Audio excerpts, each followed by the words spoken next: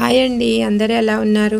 ఈరోజు నేను cauliflower fry ఎలా తయారు చేసుకోవాలో చూపిస్తానండి. అది చపాతీలో కానీ, రోటీలో కానీ, రైస్లో కానీ, దేనిలోకైనా చాలా బాగుంటుందండి. ముందుగా ముక్కలుగా కట్ చేసేసుకుని వేడి నీళ్ళల్లో ఉడికించుకోవాలండి, ఉప్పు పసుపు వేసి.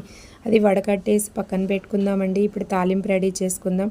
కళాయి పెట్టుకుని ఒక గరిటె నూనె వేసానండి. దానిలో ఆవాలు, పచ్చిమిర్చి వేసి కొంచెం బాగా దూరగా వేగిన తర్వాత ఉల్లిపాయ మీడియం సైజువి చిన్న ముక్కలుగా 3 కట్ చేసి వేసుకున్నానండి.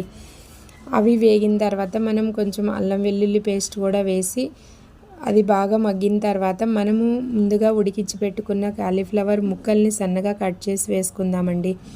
అవి మగ్గేంత వరకు మూత పెట్టుకుని దానిలో మనము పచ్చిమిర్చి, జీలకర్ర, కొబ్బరి వేసుకున్న కారం వేస్తే చాలా టేస్ట్గా ఉంటుందండి. ఎప్పుడు తినని వాళ్ళైనా తింటారు.